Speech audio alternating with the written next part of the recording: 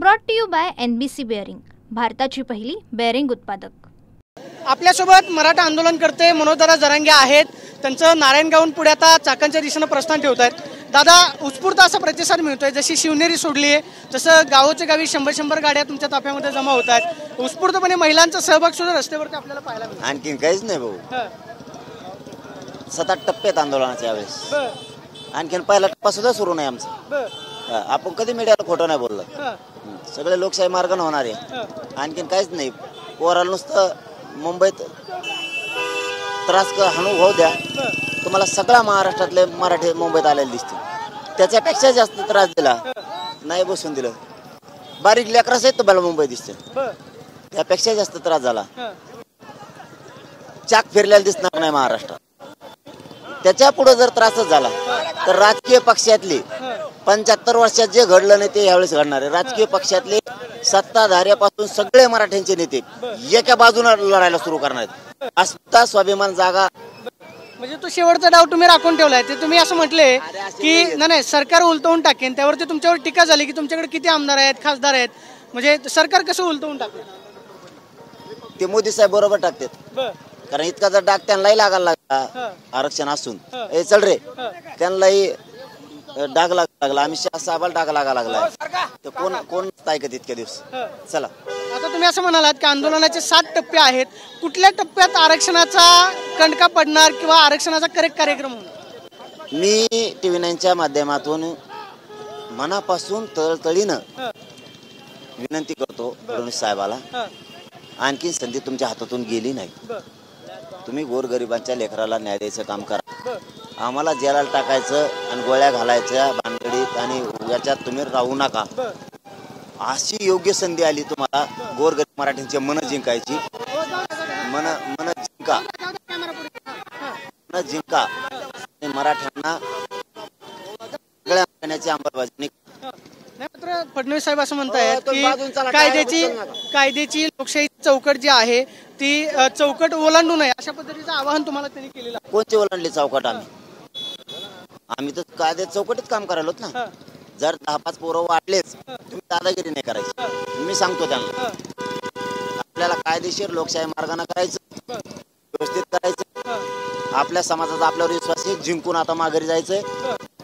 जर कायदा म्हणतोय, न्यायदेवता म्हणते 5,000 बसायचं, तर बाकीच्याने जवळ ग्राउंड येते त्याच्यावर बसायचं. सगळ्यांनी हट्ट धरायचा नाही, तराला लागायचं नाही आणि वेगळं पाऊल कोणी उचलायचं नाही. शांत संयमी डोकं तुम्ही शांततेचं आवाहन करताय. मात्र दुसरीकडे जे आहे राजकीय भूमिका तुमची काही ठरली आहे का?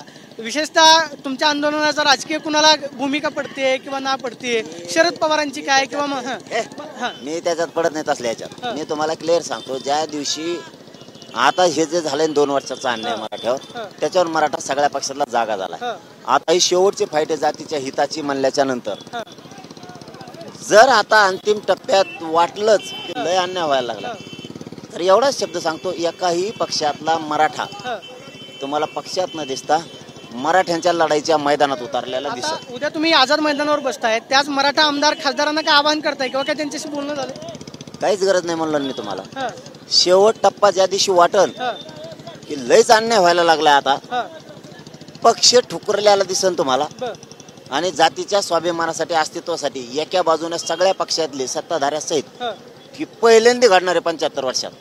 एका ताकदीने एका जीवाने एका बाजूने होणार आहे सगळे. लिहून ठेवा आपला शब्द. एकीकडे आंदोलनाच्या अटी शर्ती घातल्या जातात किंवा परवानगीला वेळ लागतो. 5,000ची मर्यादा केली जाते. जाणून बुजून केलं जाते काय? जाणून बुजून 1 दिवसाची परवानगी देणार. मग कालपासून लाटकं मुसळली नारायणगावच्या नगरीत. इतके लोक असावं का?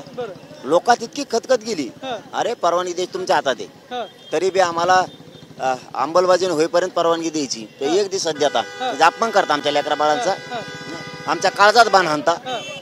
कालपासून तर जास्त लाट उसळल्यात. आता छत्रपतींचे वंशज शिवेंद्रराजे भोसले असं म्हणाले की गरीब मराठा समाजाला जे आहे आरक्षणाची गरज आहे, आमच्यासारख्या मराठा श्रीमंत मराठ्यांना नाही. छत्रपतींच्या वंशजांना काय आवाहन करताय? याआधी तुमच्याकडे संभाजीराजे आलेले होते, उदयनराजे असतील किंवा मग शिवेंद्रराजे असतील, काय आव्हान असणार आहे? मी बाबाराजे साहेबालाही मानतो, उदयनराजे साहेबांनाही मानतो, मी शाहूराजे साहेबांना, महाराज साहेबांनाही मानतो, संभाजी महाराज साहेबांना पण, सातारा संस्थान असन, कोल्हापूर संस्थान असन, आम्ही त्यांना काम नाही सांगू शकत. वंशजाला काम नसतो सांगत आम्ही. त्यांना कसं सांगायचं आम्ही? ती शक्ती समाजाच्या पाठीमागे उभा असतीच. आंदोलनकर्त्याच्या इमानदारी प्रत्यक्षरित्या त्यांचा आंदोलनाला पाठिंबा आहे. ते राजे आहेत, जनहिताच्याच बाजूने ते उभा राहणार, जनहिताच्याच बाजूने बोलणार, जनहितासाठीच लढणार.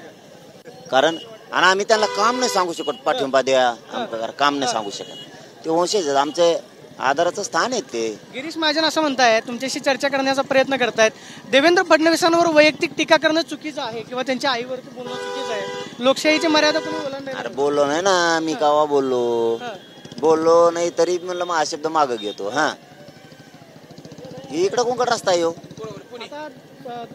शिष्टमंडळ वाटेत चर्चा करणार अशा पद्धतीची काय माहिती आहे? कोणी संपर्क केलाय का आतापर्यंत? नाही येते ना, आले तयार आहेत ना. आम्ही काय चर्चा करू? काय त्याला चर्चा करणं अवघड नाही. मात्र त्यांनी असं म्हटलं की मुंबईत येऊ नका, तिथूनच माघारी जावा.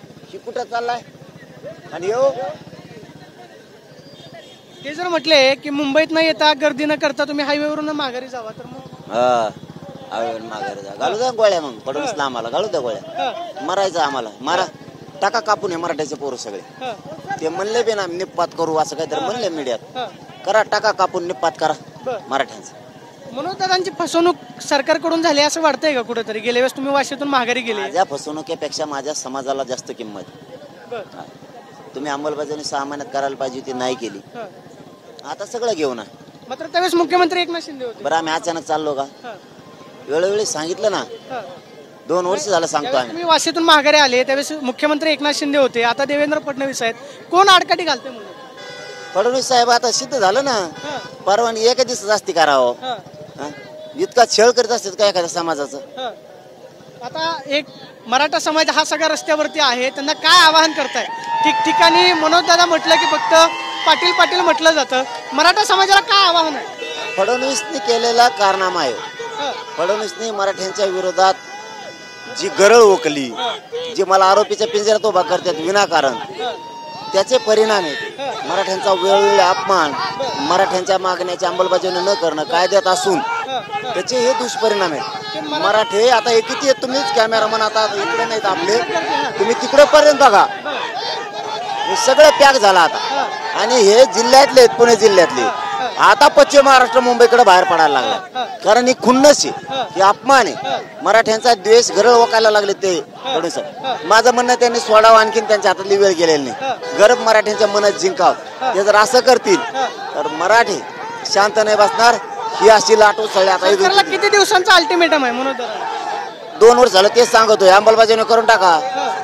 म्हणजे आता जर चर्चा करायची असेल तर अंमलबजावणीचं कागद अंमलबजावणी आपण लेखी फेकी चर्चा भेटच्या कदरून गेलो मी त्याला. म्हणजे आता जोपर्यंत अंमलबजावणी होत नाही तोपर्यंत माघार नाही. अहो हे लेकरं कशाला रस्त्यावर विचार करा ना. कशाला वेदना असते ना, त्रास असेल म्हणूनच ना. तुम्ही चेष्टा करता ते आमच्या वेदनेची, अपमान करता. आमची भावना जाणून घ्या ना. आम्ही माणसं नाहीत का? हमेशा आमचा अपमान खुन्नस द्यायचा आम्हाला. म्हणजे तुम्ही आम्हाला मूर्खात जमा करायला लागले. मूर्खात जमा करायला हे मराठ्याला कळालं. म्हणजे मनोज दादांना गृहीत धरलंय का सरकार? तुम्ही आता नुसते मजा बघा. म्हणजे आता टप्प्यात आणून कार्यक्रम करणार तुम्ही? आता पुरे मराठे तुम्हाला न्यायाच्या बाजूने दिसणार आणि जातीच्याच बाजूने दिसणार. ओबीसी नेते जे आहेत, ओबीसी नेते कोर्टात जायचं म्हणतायत, विरोध करतायत. त्यांचं काय देणं घेणं, त्यांना करू द्या काय करायचं. त्यांचं काय नाही. आमचं सरकारशी भांडण आहे, त्यांचं चालू द्या. त्यांनी त्यांच्या जातीसाठी लढावं. आपण पाहतोय की आमचं ओबीसी समाजाशी भांडण नाही, सरकारशी आहे. आम्ही जातीसाठी लढतो अशी प्रतिक्रिया मनोज जरांगेंनी दिल्यास पाहायला मिळते. Camera person Vishal Raipur, Pradeep Kapse, TV9 Marathi, Pune. Brought to you by NBC bearing, भारताची पहिली बेअरिंग उत्पादक.